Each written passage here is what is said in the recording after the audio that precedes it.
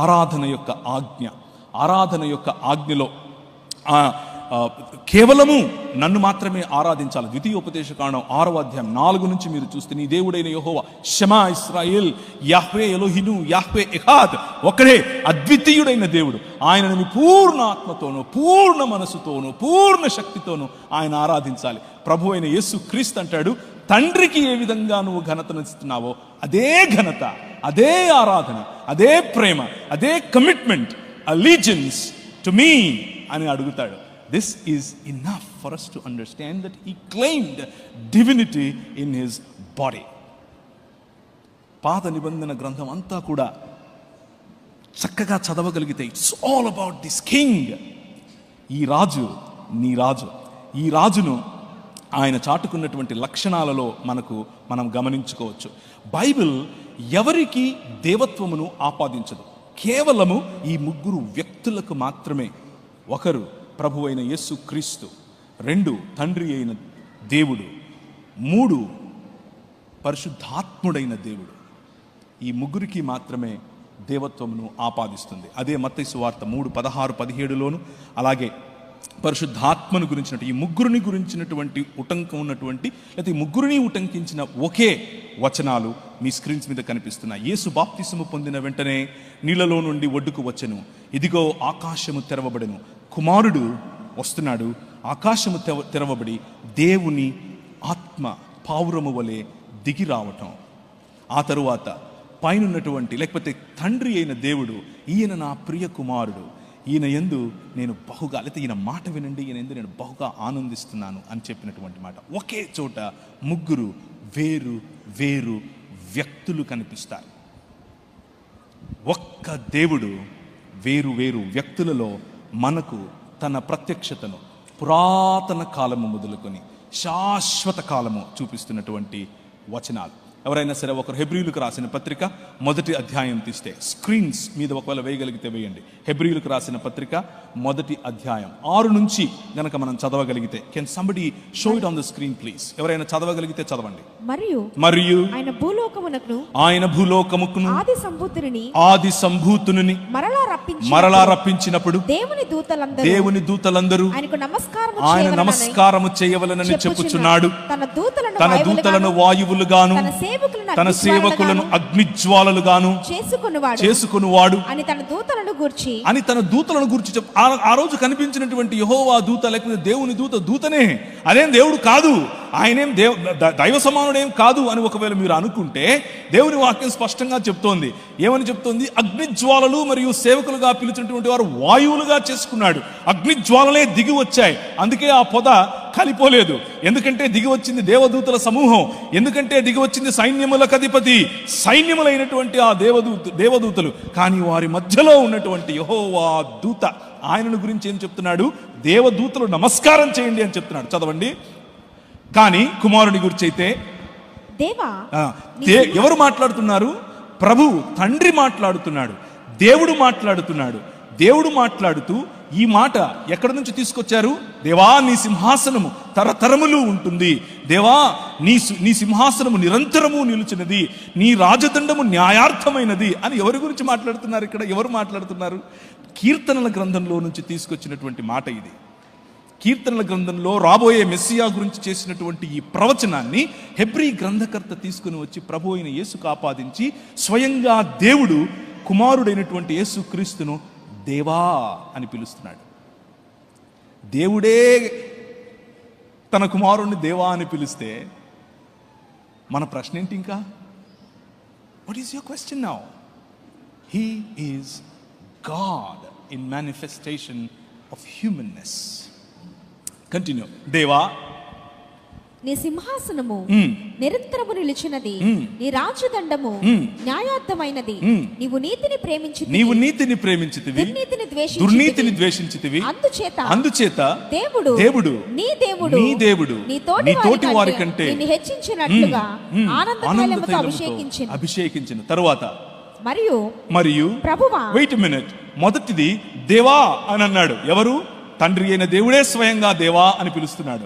రెండవది ప్రభువా అని పిలుస్తున్నాడు.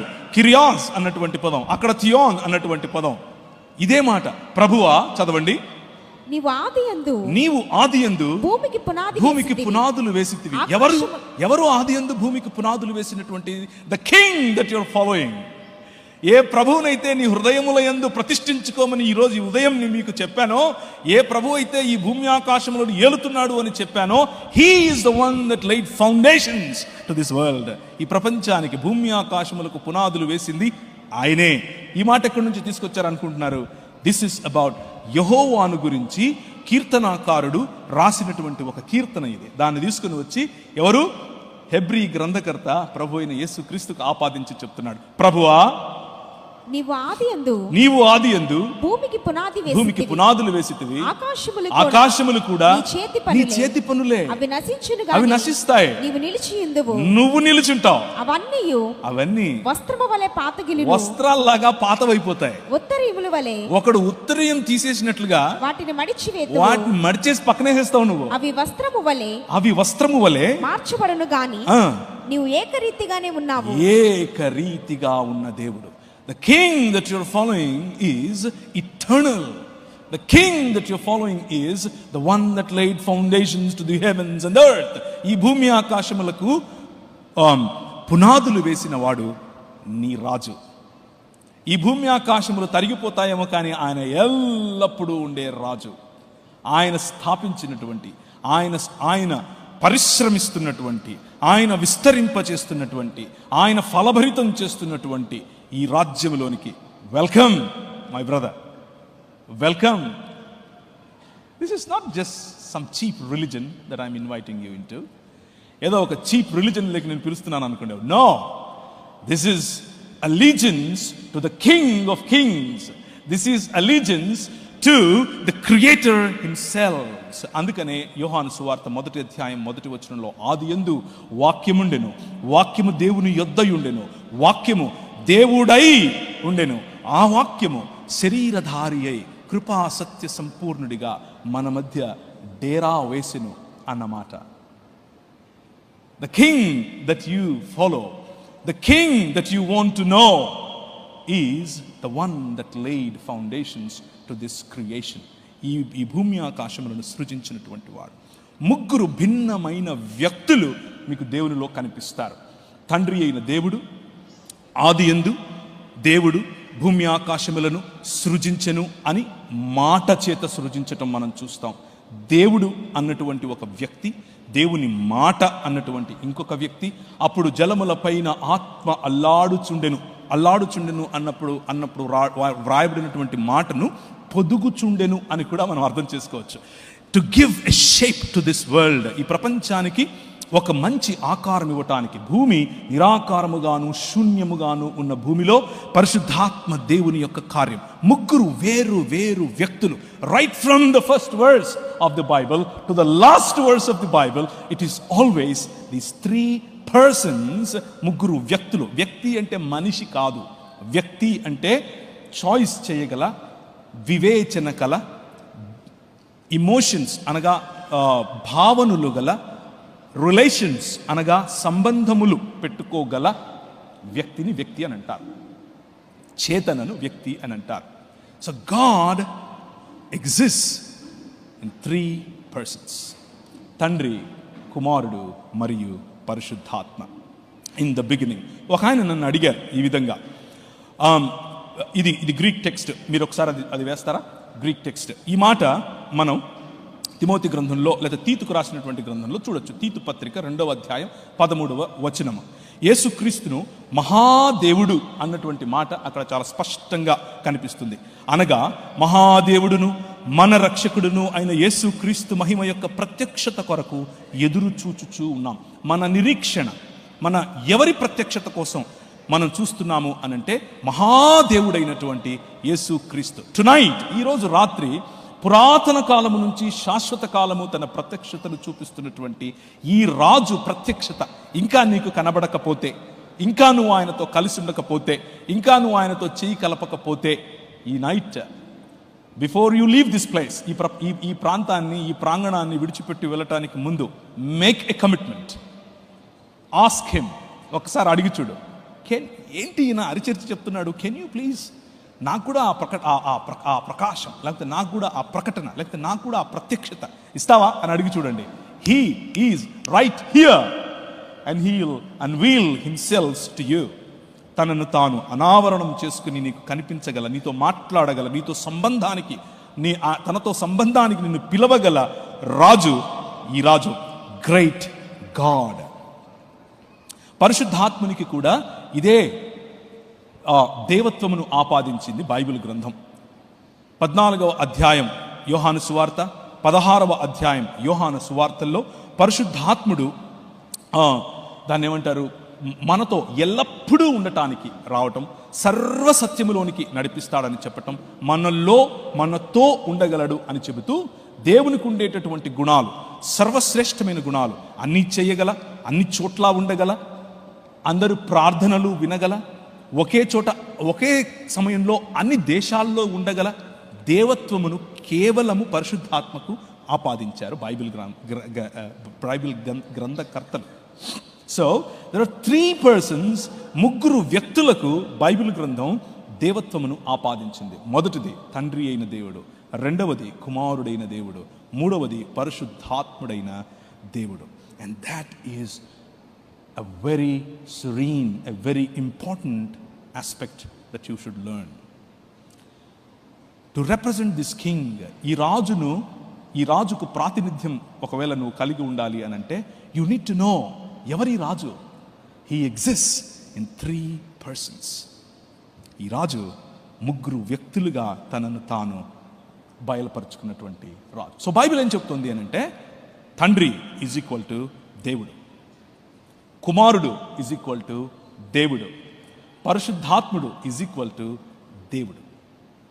కాబట్టి ఇప్పుడు ప్రశ్న రావచ్చు, అయితే మీకు 3 దేవుళ్ళు ఉన్నారా? ఒక ఆయన నన్ను ఇలా అడిగాడు. నేను ఎక్కువగా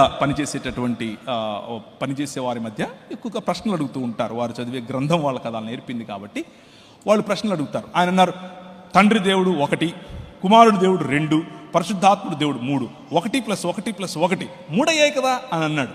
నేను అన్నాను, ప్లస్ పెట్టమని ఎవడు చెప్పాడు నీకు?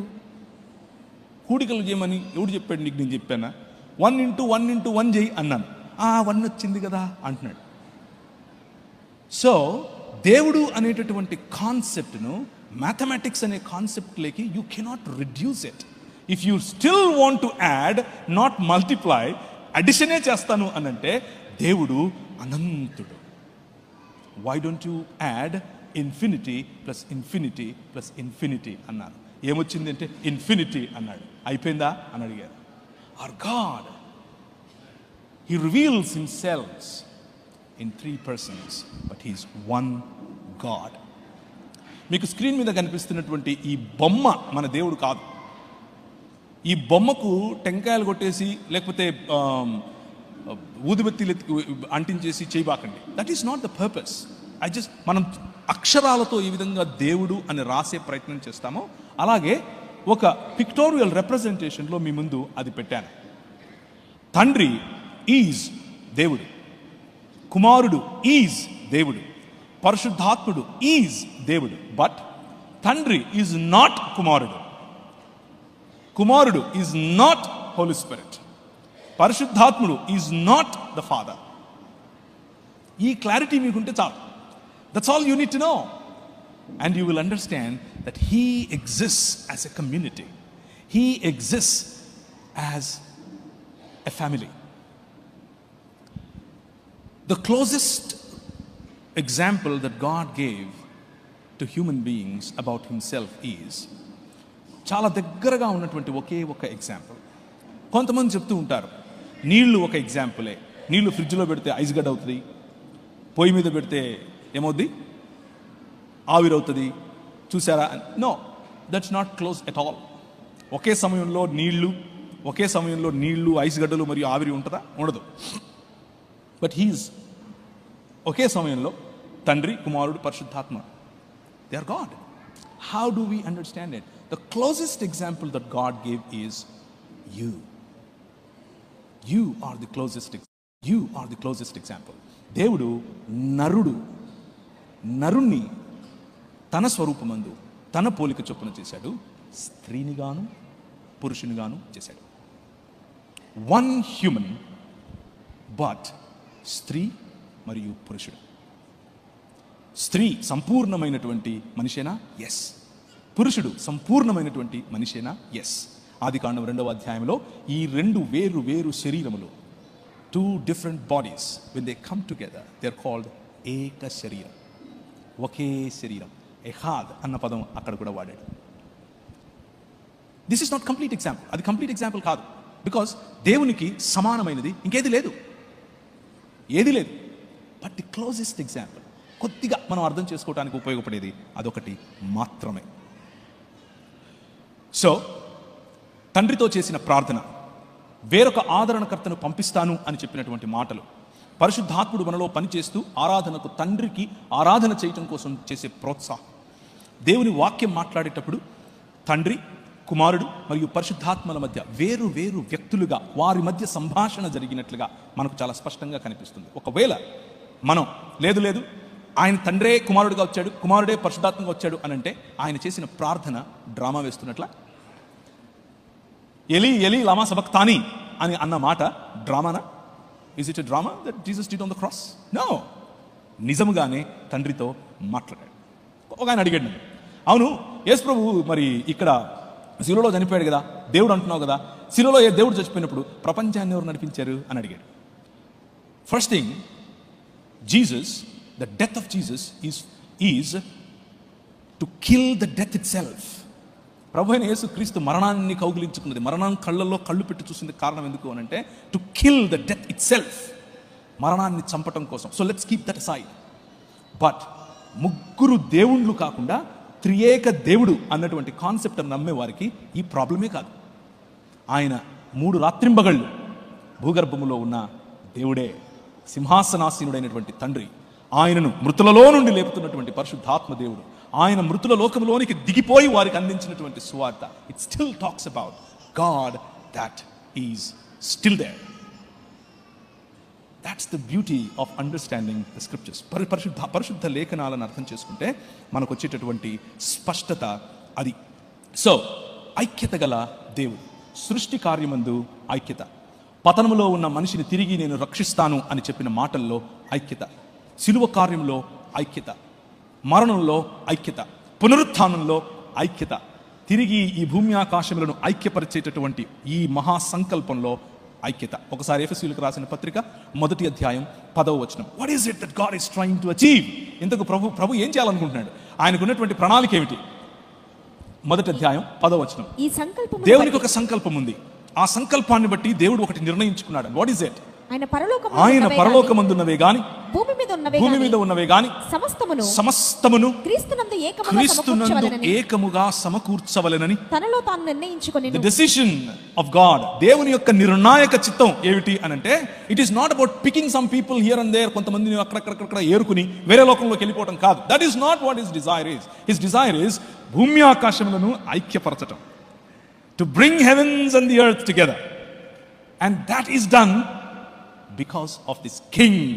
ఈ రాజు చేస్తున్నాడు. ఈ క్రీస్తులో పరలోకమందున్నవే గాని భూమి మీద ఉన్నవే గాని సమస్తాన్ని ఐక్యపరచడానికి తండ్రి ఇష్టపడుతున్నాడు. కొలసీలకు రాసిన పత్రికలో ఇదే మాట కనిపిస్తుంది. అవి ప్రధానులైనా దూతలైనా, అవి ఏ అధికారులైనా సరే, సింహాసనములైనా సరే, ప్రతి ఒక్కటి ఈయన కోసం, ఈయన ద్వారా, ఈయనను బట్టి సర్వము నడుస్తున్నాయి. హీ ఈజ్ ద ప్రోటోకాస్ అని చెప్పాడు. ఆయన అన్నిటికంటే ముందున్నవాడు, ఆయన అన్నిటికంటే శ్రేష్ఠుడు అని చెప్పింది ఈ రాజు గురించి. This is the king that I'm inviting you to follow are to subscribe to. Screen మీద మీకు కనిపిస్తున్నటువంటి ఒకసారి ఆ టేబుల్ కనుక చూస్తే, దేవునిగా పిలువబడటం, తండ్రి దేవునిగా పిలువబడ్డాడు, కుమారుడు దేవునిగా పిలువబడ్డాడు, పరిశుద్ధాత్ముడు దేవునిగా పిలువబడ్డాడు. సృష్టికర్తగా తండ్రి, కుమారుడు, పరిశుద్ధాత్మ పిలువబడ్డారు. మృతులను లేపిన వాడుగా తండ్రి, కుమారుడు, పరిశుద్ధాత్మ పిలువబడ్డారు. సర్వవ్యాపిగా తండ్రి, కుమారుడు, పరిశుద్ధాత్మ పిలువబడ్డారు. సర్వజ్ఞులుగా తండ్రి, కుమారుడు, పరిశుద్ధాత్మ పిలువబడ్డారు. ప్రాణప్రదాతగా తండ్రి, కుమారుడు, పరిశుద్ధాత్మ పిలువబడ్డారు. సహవాసం చేయువాడుగా అనగా వ్యక్తిగా తండ్రి, కుమారుడు, పరిశుద్ధాత్మ పిలువబడ్డారు. ఇలా ప్రతి every attribute that you can assign to God is assigned to all the 3 persons. So let me tell you, can you show me your hands? మీ చేతులు చూపిస్తారా ఒకసారి? Can you please show me your hands? 2 చేతులు చూపించండి. The spelling of hands, HANDS. Remember this and this will help you. H stands for honour. తండ్రికి ఉన్న ఘనత యావత్తు కుమారుని దగ్గర ఉంది. తండ్రికి ఇచ్చినటువంటి ఆరాధన కుమారునికి ఇచ్చారు. తండ్రికి ఇచ్చినటువంటి ఫాలోయింగ్ కుమారునికి ఇవ్వాలి. తండ్రి స్వరము కుమారుని స్వరము. Honour of God is honour of Jesus. Bible చెప్తోంది. A stands for attributes. ఆయనకున్నటువంటి గుణ లక్షణాలు, తండ్రికి ఉన్న సకల గుణ లక్షణాలు కుమారునికి కనిపిస్తాయి, పరిశుద్ధాత్మకు కనిపిస్తాయి. అట్రిబ్యూట్స్ ఉదాహరణకు సర్వవ్యాప్తి, సర్వజ్ఞత, సర్వము చేయగల సర్వశక్తిమంతత్వం వగైరా వగైరా, ప్రేమ, న్యాయము, తీర్పు తీర్చటం వగైరా వగైరా. A attributes of God given to Jesus. N names of God given to Jesus. Names. ఆయన దేవుడు, క్షమించండి, ఐఎమ్ ఎక్స్ట్రీమ్లీ సారీ. దేవుడు ఆయనకున్నటువంటి పేర్లు: మంచి కాపరి, విశ్రాంతి దినముకు ప్రభువు, దేవాలయమునకు ప్రభువు, దేవాలయము కంటే గొప్పవాడు, సైన్యములకు అధిపతి యొక్క యెహోవా. యెహోవా అన్న పేరు, యహ్వే అన్న పేరు, రక్షకుడు అన్న పేరు. You name a నామన్క్లేచర్, you name a word about God. The same thing applies to Jesus as well. N names, honor, attributes, names. D stands for deeds, పనులు. తండ్రి చేసే ప్రతి పని కుమారుడు చేస్తాడు. సృష్టి కార్యమును మొదలుకొని తిరిగి నూతన సృష్టిని చేసే కార్యం వరకు కుమారుడు ఈక్వలీ, కో-ఈక్వల్ అండ్ కో-ఇటర్నల్, సమానంగా సమయం అన్నది పుట్టక ముందు నుంచి, ఆది అన్నది పుట్టక ముందు నుంచి ఆయన మాట్లాడుతూ వస్తున్నటువంటి వారు. The deeds of God are done by Jesus himself. ఫైనల్గా the seat, SHAND S stands for seat, సింహాసనం. తండ్రి సింహాసనమును అధిష్ఠించగలిగినటువంటిది, తండ్రి సింహాసనం మీద కూర్చోగలిగినటువంటి ఏకైక వ్యక్తి, the king that you follow, Yesu Kristu ప్రభు. That is the king that I'm inviting you to have allegiance with. దురదృష్టం ఏమిటి అని అంటే, ఇంత గొప్ప రాజు, ఇంత గొప్ప ప్రభువు, ఇంత గొప్ప సృష్టికర్త, ప్రపంచములను శాసించగలిగినటువంటి సృష్టికర్త పిల్లలమయ్యండి, వి సమ్టైమ్స్ వి థింక్, మనం ఏమనుకుంటామంటే అప్పుడప్పుడు నేను చాలా గొప్ప అనుకుంటాం, నేను లేకపోతే ఈ ప్రపంచం ఏమైపోద్దని అనుకుంటాం. బట్ నీకున్నటువంటి ఆధిక్యత ఏంటో తెలుసా? నీకున్నటువంటి ఆధిక్యత, ఒకవేళ ఈ రోజు వరకు నీకు ఆ ఆధిక్యత లేకపోతే ఈరోజు ఆ నిర్ణయం తీసుకుని వెళ్ళాల్సినటువంటి ఆధిక్యత ఏంటో తెలుసా? You belong to this king. దేవుడు తన స్వరక్తం ఇచ్చి సంపాదించినటువంటి ప్రజలు మీరు. దేవుడు తన స్వరక్తం ఇచ్చి సంపాదించినటువంటి రక్తం ఇది, క్షమించండి, సంఘం ఇది. ఏ దేవుడు స్వరక్తం ఇచ్చాడు? ఓన్లీ ఒక్క దేవుడు స్వరక్తం ఇచ్చాడు, and that is Jesus Christ, right? God in flesh. దేవత్వం యొక్క సర్వ పరిపూర్ణత ఆ శరీరమందు నివసించింది. కొలస్సీయులకు రాసిన పత్రిక. దేవత్వం యొక్క సర్వ సంపూర్ణత ఆయనలో ఉండటం. That is the God that I'm trying to introduce you to. ఆ రాజు నీకు ప్రతిగా, ఆ రాజు నీ కోసం, ఆ రాజు నీ యొక్క నీకు ప్రతిగా సిలువ ఎక్కటం, నిన్ను నీ మధ్య వచ్చి ఆయన నివాసం చేయటం కోసం ఆయన ఈ పని చేయటం. That is what makes you precious. అది మిమ్మల్ని చాలా ఎక్కువ విలువ గల వాళ్ళగా చేస్తుంది. మాట్లాడేవాడు, ప్రేమ, హృదయాంతరంగములను వెతకటం, రక్షణ, శాశ్వత ఆనందం. తండ్రి ఏ విధంగా చేయగలడో కుమారుడు సేమ్ టు సేమ్. స్వభావమందు ఐక్యత, చిత్తమందు ఐక్యత, మహిమలో ఐక్యత, కార్యసిద్ధిలో ఐక్యత. అన్నింటిలోనూ తండ్రి కుమార పరిశుద్ధాత్మల మధ్య ఉన్నటువంటి కోఆర్డినేషన్, తండ్రి కుమార పరిశుద్ధాత్మల దగ్గర ఉన్నటువంటి ఏక చిత్తం, one desire, one volition, honouring each other, blessing each other, obeying each other, respecting each other. దేవుడు బహుళత్వములో గనక లేకపోతే you cannot define honour, you cannot define family, you cannot define judgement, you cannot define dignity. ఈ qualities అన్నీ కూడా దేవుడు సృష్టించిన తరువాత నేర్చుకోవాల్సి ఉంటుంది. If God is learning something, if God is dependent, దేవుడు సృష్టి మీద ఆధారపడి కొన్ని లక్షణాలు తనలో కలిగింపు చేసుకుంటే ఆయన దేవుడే కాకుండా పోతాడు. And that is the reason Bible very clearly talks. Bible చాలా స్పష్టంగా చెప్తుంది మన దేవుడు, మనము అనుసరించే దేవుడు, ఈయన గొప్ప రాజు, ఈయన త్రిత్వమై ఉన్నాడు.